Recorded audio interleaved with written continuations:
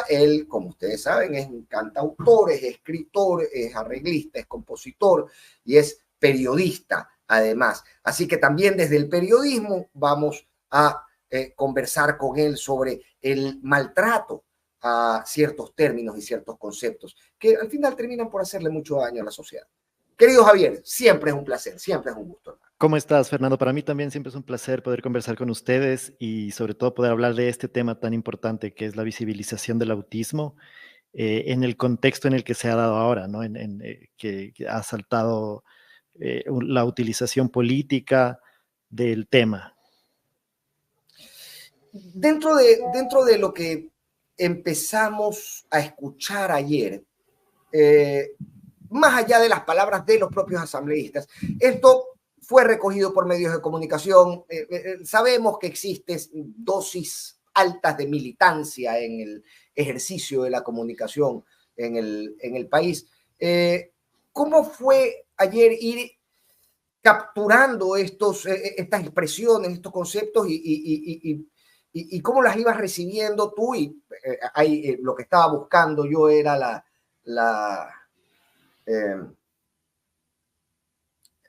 el comunicado que hizo la asociación. La Asociación de Padres APADA. De padres, exactamente. Sí.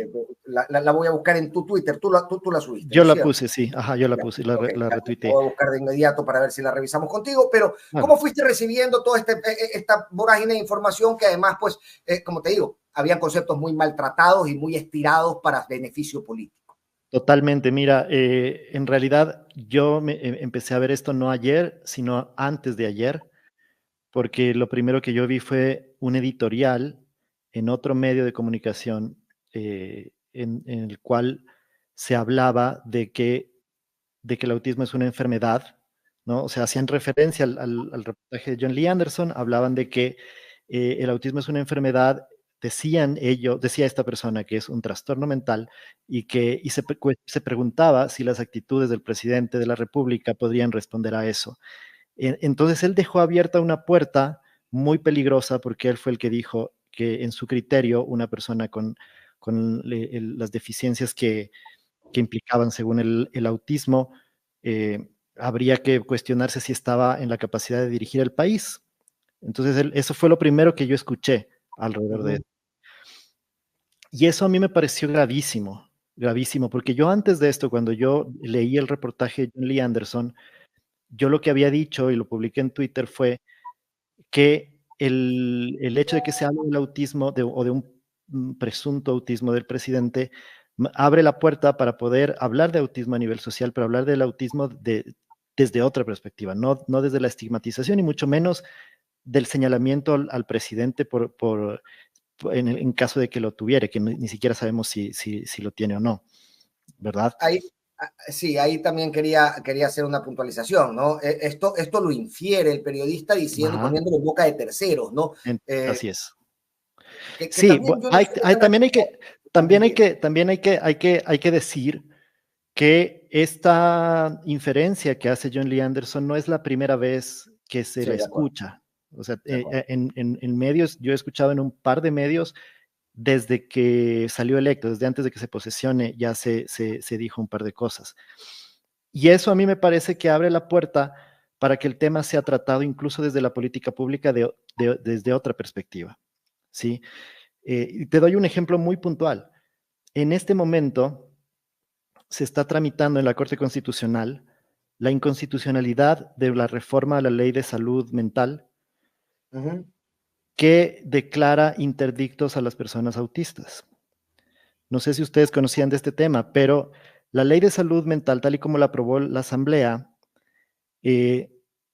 antes, para declarar interdicto a una persona por un tema de inhabilidad mental, se requería que sea declarada demente, o sea, que se declare su demencia, ¿ya? La interdicción es la pérdida de derechos, o sea, pierdes los derechos, dejas de ser una persona.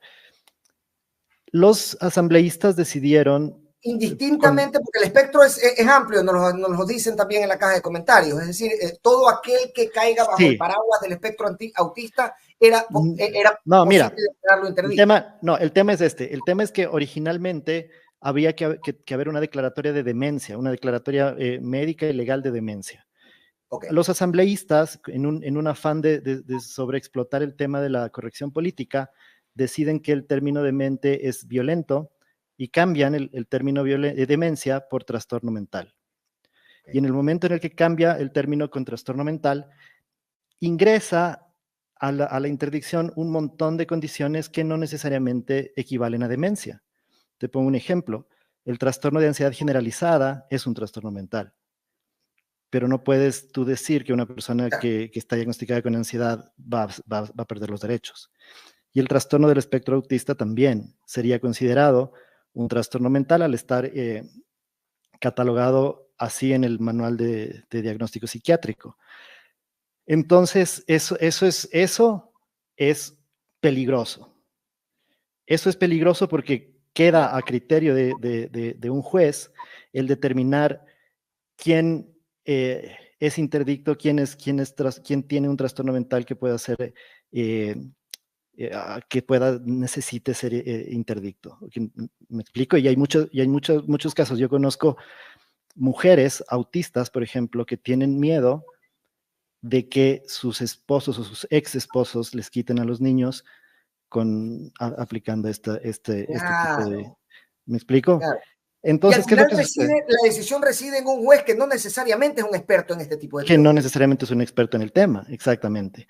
Entonces, afortunadamente, el presidente de la asociación APADA, que es justamente quien emitió el comunicado ayer, es abogado que tiene una maestría en derechos, una maestría específica que le permitió a él interponer una acción de inconstitucionalidad que se está siendo tramitada en la Corte Constitucional, que la Corte Constitucional ya dio paso al trámite y además declaró una medida que mientras se tramita la inconstitucionalidad no opera esta interdicción. Entonces, afortunadamente en este momento no está sucediendo eso, pero hace falta que la inconstitucionalidad se declare. Para eso se necesita un pronunciamiento de Procuraduría y un pronunciamiento de la Presidencia, y eso no se ha dado paso. Entonces, a mí me parece, por ejemplo, que si es un tema que se rumora que el presidente podría estar en el espectro autista, este tema, por ejemplo, debería ser un tema prioritario de discusión sobre eso, en lugar de estar pensando en si tiene o no tiene la capacidad de dirigir el país. Claro, que al final del día, como bien dices, ¿no? El espectro es amplio, las personas con autismo, y lo mencionaba el comunicado de APA, que estoy tratando de poder poner en pantalla, hermano, y yo soy muy malo para esto, pero entre otras cosas, dice, se conoció la posible condición de autismo del presidente de la República y el uso de esta condición como inhabilidad para ejercer el cargo. El uso político de la condición del autismo, sea para generar empatía con un personaje político o como forma de descalificar, muestra el desconocimiento sobre el trastorno que lleva a que lo conviertan en sinónimo de limitación intelectual. Vamos a eso, ¿no? En este país los términos son utilizados o para denostar o para celebrar y enaltecer o generar simpatías con políticos o con agrupaciones políticas o lo que fuera. ¿Cuánto puede afectar realmente a una persona con autismo o a las asociaciones de personas con autismo el maltrato de estos términos en los medios de comunicación, en boca de las autoridades públicas, etcétera? El tema es que más allá de los medios de comunicación, y de hecho lo que pasó ayer en la Asamblea, la escaramuza que sucedió ayer en la Asamblea, es solamente un reflejo de lo que sucede en la sociedad, ¿sí? ¿Cómo se ve esto en la sociedad? Ahora en la sierra, por ejemplo, los niños han salido a vacaciones y empiezan nuevamente la búsqueda de cupos para los alumnos. ¿Cuántos cupos de colegios crees tú que son negados para niños por ser autistas? ¿Cuántos cupos? A mí, como yo hablo de esto, hablo de autismo mucho en TikTok, hay mucha gente que me sigue, me escriben por interno y me cuentan casos de que en tal colegio a mi niño no le han dado cupo, han argumentado que no pueden tener más de 2 personas autistas, etcétera. Un montón de cosas que realmente no son ciertas, en donde se limita el derecho del acceso a la educación, porque la educación es un derecho, ¿verdad? Sé que nosotros en algún momento, inclusive antes de que Noboa se posesione, hicimos un tuit directamente al ministro, a la persona que estaba a cargo del ministerio en ese momento. Sé que se comunicaron con las personas, pero no ha habido ninguna resolución.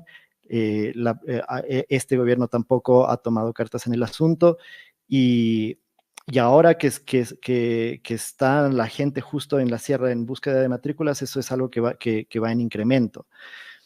Te escuchaba decir, si no me equivoco, que mágicamente desaparecen los cupos, o sea, chicos que están preaprobados, preadmitidos en Así es. los colegios, luego lo llaman, al conocer el diagnóstico, llaman a los padres a decirle, no, ¿sabes qué? No me había dado cuenta, no había cupo. No había cupo, o simplemente no es que no había cupo, sino no tenemos la capacidad para manejar a un niño con esa condición, sin siquiera saber cuáles son las especificidades o las necesidades específicas del niño, ¿no? Oye, esto en colegios privados, ¿qué pasa con la educación pública?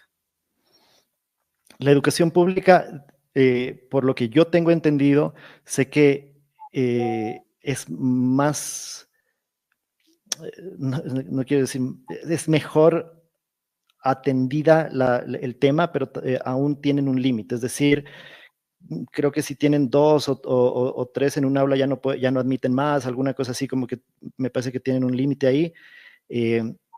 Sin embargo, me parece que el tema es más problemático en el sector privado.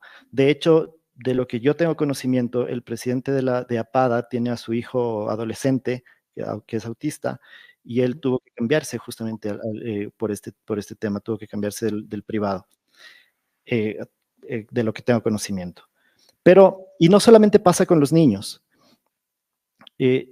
los adultos autistas que quieren conducir un auto, por ejemplo, tienen que dar un examen como todo el mundo para poder hacerlo en la Agencia Nacional de Tránsito, y la Agencia Nacional de Tránsito muchas veces les niega el derecho a dar el examen. ¿Ya? Yo conozco el caso de una persona en Cuenca, una chica, que para poder dar el examen de conducción, le exigieron antes hacer una entrevista ante las autoridades de la policía de tránsito.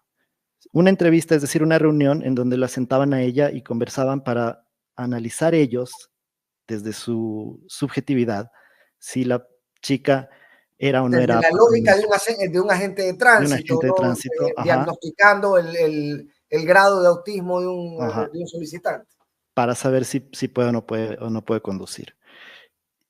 Y ni en la ley de tránsito, ni en ninguna ley hay una prohibición de que una persona autista pueda conducir. De hecho, si el autismo se puede calificar como discapacidad psicosocial, y entiendo que si supera cierto porcentaje, hay un tipo de licencia especial que se debe acceder por el tema de la discapacidad, pero no se le puede prohibir el dar el examen y acceder a una licencia. Como no Entonces, podrían prohibirte, por ejemplo, la educación superior. ¿Cómo está el ¿cómo no asunto te de la pueden educación prohibir la superior? educación superior? Mira, honestamente, no sé cómo está el tema de la educación superior. Lo que yo sé es que chicos que yo conozco no hablan de su condición para no ser discriminados, pero no sé cómo esté funcionando el tema en la educación superior. Hace unos meses, cuando estuvimos haciendo la campaña de Gente Rara, que tú recuerdas que estuvimos hablando con ustedes acá, hicimos un par de conferencias en la Universidad Católica. Y me parece a mí que la academia tiene como una apertura muy buena eh, para la inclusión de las personas autistas en educación superior. Eh, yo en mi caso, por ejemplo, yo estudié 2 carreras universitarias. Claro, no tenía el diagnóstico todavía, ni yo sabía que era autista, ni la gente de las universidades, Pero eso, con esto quiero decir que esto demuestra que no existe ningún tipo de inhabilidad o incapacidad, ¿verdad? Que probablemente sí se pudo haber manejado de mejor manera las necesidades específicas educativas, quizás, pero no es una restricción. Ahora, y bajo la misma lógica, Javier, nadie podría prohibirte candidatizarte a nada. Por supuesto. Es que no te pueden limitar los derechos constitucionales. Claro. Tú tienes el derecho, cualquier persona tiene el derecho de elegir y ser elegido. Ese es un derecho constitucional que no te lo pueden limitar, ¿verdad? Y será quienes te voten por ti o no, quienes determinen si creen que tienes la capacidad para dirigir un país o no, pero no por tener un diagnóstico de autismo te va a limitar a eso. Y de hecho, ahí es muy importante señalar que los diagnósticos de salud mental, en general los diagnósticos, pero en específico los diagnósticos de salud mental, las únicas personas que deben conocer esos diagnósticos son el paciente y el especialista que lo diagnostica.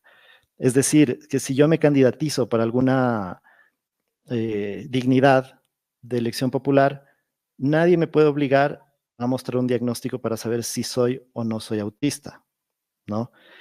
Correcto. Porque Correcto. eso no es así.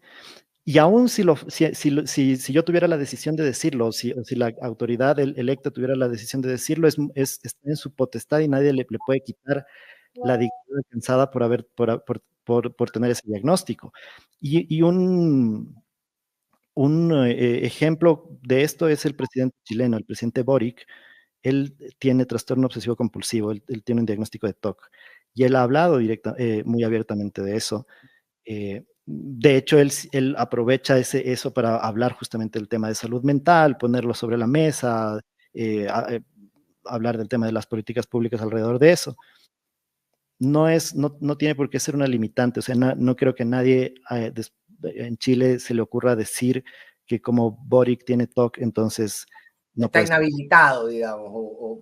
Claro, claro. Oye, hay algo de lo que dijiste que me hizo mucho ruido y me ha quedado dando vueltas en la cabeza, y es que existen personas que esconden su diagnóstico para no sufrir cierto señalamiento social o lo que fuera, o no sufrir, no sufrir de las carencias y los vicios del sistema. Como decías, existen mujeres autistas que por miedo a que les quiten a sus hijos esconden su diagnóstico. Así es. Eso supone que existen personas como tú, que ya en su adultez obtuvo un diagnóstico tardío de su condición. Eso hace que en el país haya un subregistro tremendo, entonces, Por Andrés. supuesto. Por supuesto que sí. Por supuesto que sí. Mira, los datos a nivel mundial, para empezar, digamos que en el Ecuador no tenemos ni siquiera un registro oficial. Yo cuando empecé a hablar de esto y empezamos a trabajar en la campaña de Gente Rara, busqué los datos en el Ministerio de Salud y no encontré cuántas personas autistas hay registradas. Los datos que existen son los datos de las fundaciones que trabajan con niños autistas o los datos por ejemplo, la asociación APADA que tiene sus miembros, etcétera. Pero evidentemente no son datos nacionales oficiales, ¿sí? Los datos que se manejan a nivel mundial son que 1 de cada 54 personas somos autistas. Esto es cerca del 2%, es el 1,8%. Si eso lo trasladáramos a la población del Ecuador, estamos hablando de alrededor de 324,000 autistas. Te aseguro que en ninguno de los registros que La tú población de encuentres. varias de las ciudades más grandes del país, de hecho. Exacto. Pero te aseguro que en ninguno de los registros oficiales que hay sobre autismo en el Ecuador vas a tener esa cifra, lo cual quiere decir evidentemente lo que tú dices, hay un subregistro. ¿Y por qué hay un subregistro? Por varios motivos. Uno de ellos es evidentemente que hay diagnósticos tardíos como el mío, que hay gente que no comunica sus diagnósticos, que no los dice, o que quizás está diagnosticado clínicamente, pero no ha calificado su discapacidad por miedo a las interdicciones. También porque muchas de las una persona autista como yo, que tuve acceso a educación, a estudiar una carrera universitaria y tengo el privilegio de poder estar hablando de esto de manera abierta después de haber sido diagnosticado, no es lo común. ¿Por qué no es lo común? Precisamente por todas las limitaciones que tiene el sistema. Cuando un niño tiene, en un país como el nuestro, que es un país donde existe mucha pobreza, ¿no es cierto?, muy poco acceso a recursos, y un niño tiene dificultades o necesidades específicas en la escuela que no son atendidas, ¿cuál es la decisión que toman los papás? Tú no sirves para estudiar, vamos a Yo lo ponerte a tengo en mi trabajar. casa, lo educo en mi casa, claro. O te ponemos a trabajar. ¿Cuántas personas en situación de calle están en situación de calle porque no tuvieron las oportunidades para desarrollar sus verdaderas capacidades, entendiendo su neurotipo, es decir, entendiendo que su cerebro funcionaba de una manera diferente? ¿Cuántas personas estarán institucionalizadas precisamente porque asumieron que sus comportamientos no respondían a un funcionamiento diferente del cerebro, sino a un tipo de locura? Ya. Entonces, por eso es importante hablar de esto, porque, porque ojalá que todas las personas que están en el espectro autista tuvieran los mismos privilegios que tengo yo para poder hoy estar hablando contigo de este tema, pero lastimosamente no es así. Yo soy una rareza en una población eh, con bastantes pocas oportunidades reales para poder tener una vida digna. Los datos dicen que entre el 70 y el 90% de personas en el espectro autista no tienen empleo pleno, es decir, que están o en el desempleo o en el subempleo. Entonces, claro, y si no tienes un registro real y si luego de esto tienes una manipulación política que hace ver a la gente que ser autista es estar loco, que es no tener capacidades de nada. Ahí voy, ahí voy. Tú me decías, mira, no todo el mundo tiene el privilegio que he tenido yo, ¿no? De poder hacer vida y tener tal vez las condiciones socioeconómicas para poder llevar adelante la vida sin mayores sobresaltos. Ujú. La mayor parte, me decías además, o una buena parte de las personas que están en situación de calle es porque alguien en algún momento, sin identificarlo dentro del espectro autista, decidió declararlo loco. Puede pasar.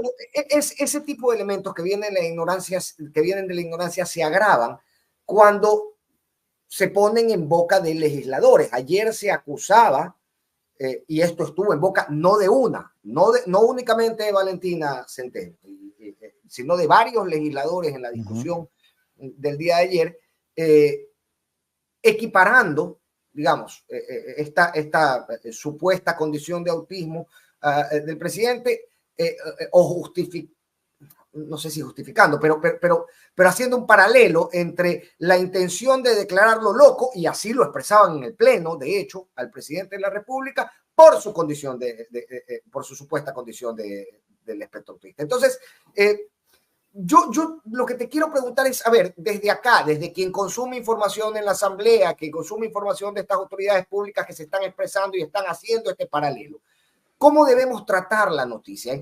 ¿Dónde debemos trabajar con pinzas los términos? Y esto te lo pido para que me eduques a mí y a través de Claro. ello, pues, a todo el que pueda escuchar esta entrevista.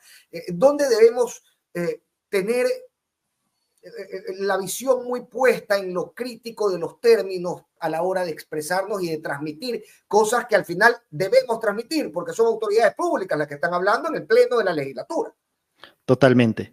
Bueno, mira, primero tenemos que entender que el concepto de locura médicamente no existe.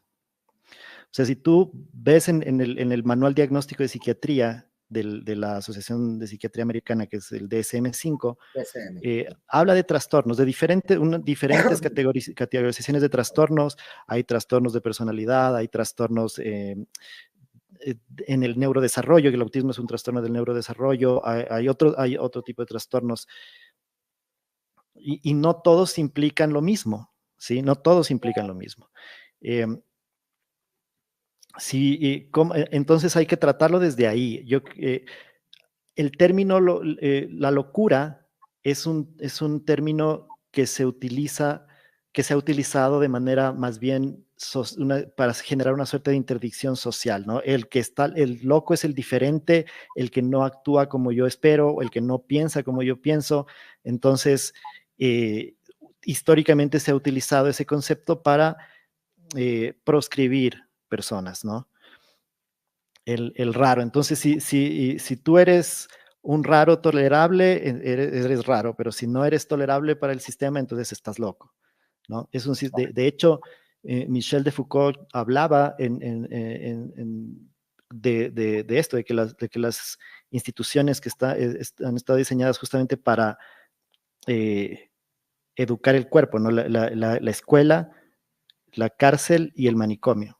Entonces, si te educas en la escuela, estás para servir al sistema, pero si no le sirves después de haber pasado por ese sistema, entonces tienes dos opciones, o vas preso o estás loco, vas al manicomio.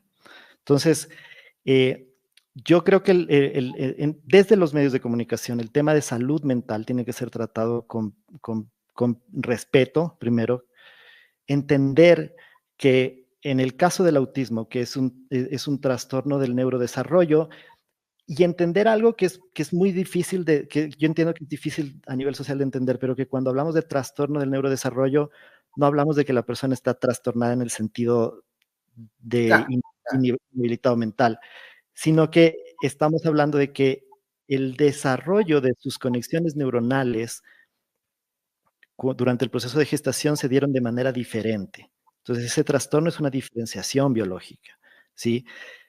Eh, que hace que las conexiones neuronales sean distintas a las comunes o a las típicas, pero que eso no te hace más ni te hace menos.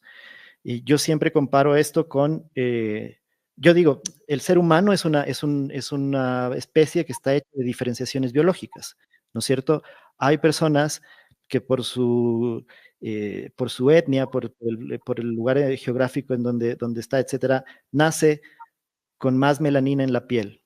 Hay personas que nacen con menos melanina en la piel y que además eso tiene una razón de ser evolutiva, ¿no? De adaptación evolutiva al entorno.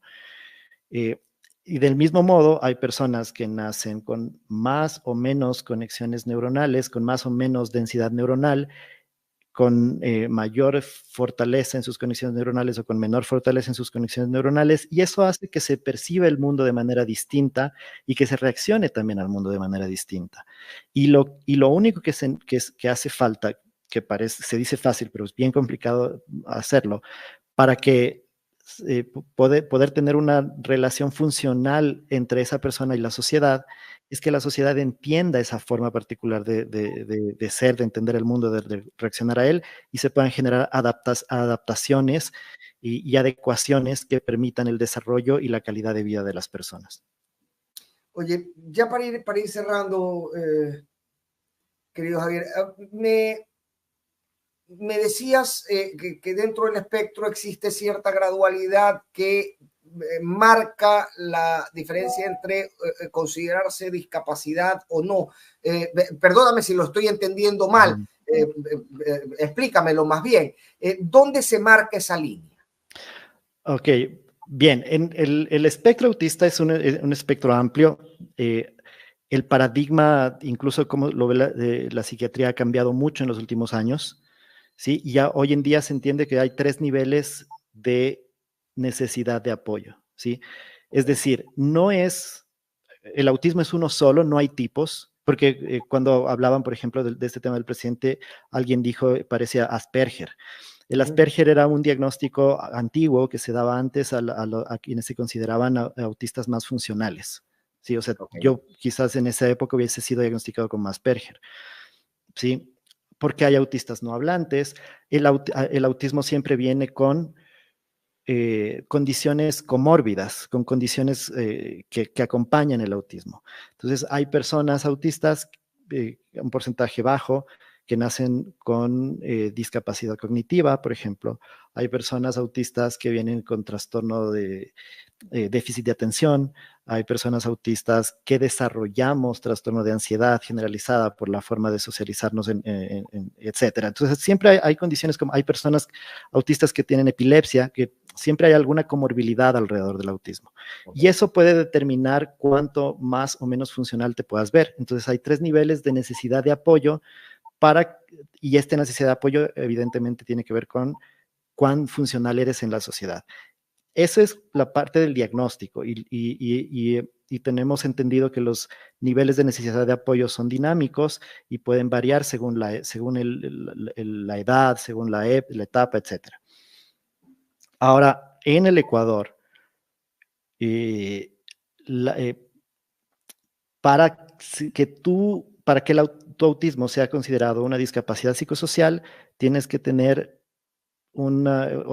hay personas que te evalúan que te dicen que tienes que tener un 30% de discapacidad, discapacidad en áreas de tanto puede ser física, que no es mi caso, pero hay personas que podrían presentar algún tipo de discapacidad física, puede ser discapacidad ya en el ámbito de interacción social, lo cual te incapacita en ser independiente para trabajar, por ejemplo, o hacer ciertas cosas de manera independiente.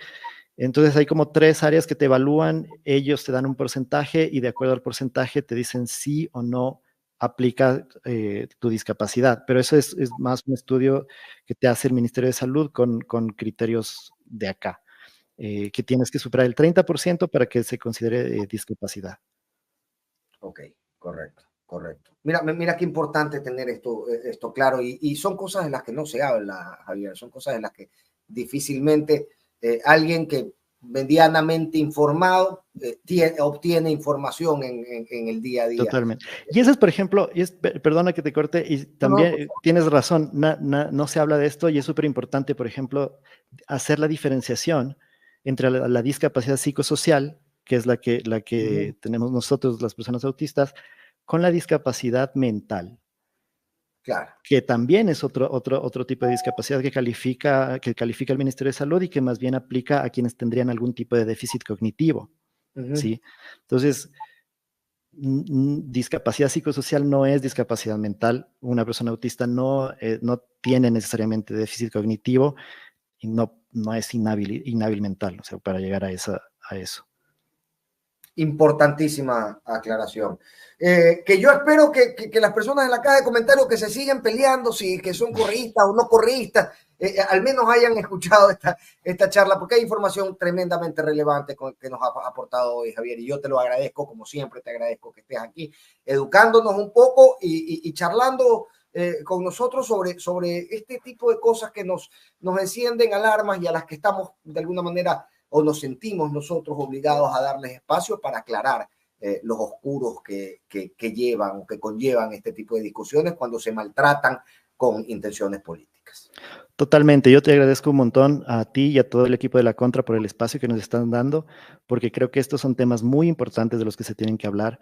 Yo sé que la coyuntura política en el Ecuador y sobre todo en este año preelectoral es muy fuerte, pero sí es importante que se traten también estos temas. O sea, tenemos el tema de la inconstitucionalidad de la ley de salud mental que no se ha hablado en ningún espacio de comunicación. Y hay muchos temas de estos en los que la asamblea debería estar trabajando. Digamos, los asambleístas están ahí para trabajar por el bienestar de la ciudadanía. Se debería legislar sobre el autismo, por ejemplo. Yo la otra vez que estaba aquí te contaba que en países como Chile, por ejemplo, existe el tema de la hora silenciosa para que las personas con neurodivergencias puedan salir a hacer sus compras sin sobreestimulaciones, etcétera. Este tipo de cosas deberían estar siendo discutidas también en la asamblea y no estar haciendo